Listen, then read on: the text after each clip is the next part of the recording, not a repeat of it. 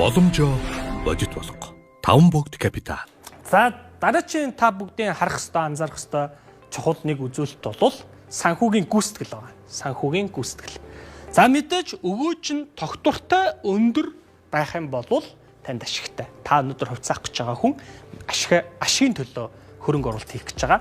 Та мөнгө өсгөхийн төлөө явж байгаа. Тэгэхээр эхний хоёр анхаарах зүйл маань бол илүү чанарын хувьцагчд байлаа тийм үү?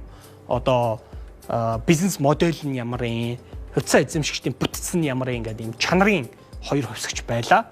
Гурав дахь энэ ярьж байгаа зүйл бол тоон хувьцагч байгаа гэсэн үг. Тоон хүчин зүйл байна гэсэн үг. За тэгэхээр яг ингээ харах юм бол энэ ковидоос хойш бол бүх банкнуудын энэ өөрийн хөрөнгийг өгөөж гэж ярьж байгаа. Яг одоо банкнд байгаа өөрийн хөрөнгөдөр нь байгаа нэг төгрөг жилдээ хэдэн хувиар өсөд байгаа юм бэ гэдгийг бол харуулж байгаа юм үзүүлэлт байгаа. За тэнгүүт энэ үзүүлэлтээрээ ингээд бүх банкуд бол ингээд өсөж байна. Ойлгомжтой өсөж байна. За 10-аас одоо 23-ын хооронд ингээд явж байна. Тэгэхээр нэгдүгээрт одоо ингээд та банкнд хөрөнгө оруулалт хийх юм бол боломжийг өгөөж өгөхөр байгаа юм байна гэдэг нь бол энэ тооноос бол харагдаж байна. Тэгвэл та одоо энэ өгөөж байнга юм өндөр байна гэж бодож ерөөсө болохгүй.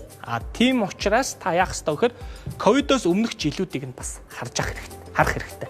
Тэгэхээр таны хувьд бол тогтвортой өндөр өгөөж өгөх хувьцааг сонгох нь чухал байхгүй. Тэгэхээр яг ковидоос хойшхийн янз бүрийн бодлогын үр дүнд бүх банкуд өсөж байна. Тэгвэл ковидоос өмнө жишээлбэл тогтвортой одоо өгөөж өгж байсан банкуд нь аль нь байсан бэ гэдэг ингээд урагшлуулад бүр одоо энд бол 2 жил харагдаж байна. Дахиад ийшээгээ 2-3 жил нэмээд ингээд харах хэрэгтэй. Ингээд харах юм бол та одоо эдийн засгийн ямар ч сайн ч бай, муу ч бай нөхцөл байдалд тогтвортой өгөөж өгч чадах банкыг өмнөх энэ 20 оны өмнөх түүхээс нь мэдэж авна. Ойлгоод авна, хараад авна гэсэн үг. Тэр нь өөрөө танд хөрөнгө оруулалт хийх чинь хэрэгтэй гэсэн үг. За нэгдүгürt, хоёрдугürt энд бол ингээд тоонууд харагдаж байна. Тэгэхээр энэ тоонууд нь бол одоо танд хангалттай юу үгүй юу гэдгээ бол та өөрөө одоо шийднэ гэсэн үг шүү дээ, тий? Өөрөө шийдээд, өөрөө дүгнэлтээ гаргаад за өөрийнхөө хөрөнгө оруулалтыг одоо шийдвэр гаргаа явна гэсэн үг.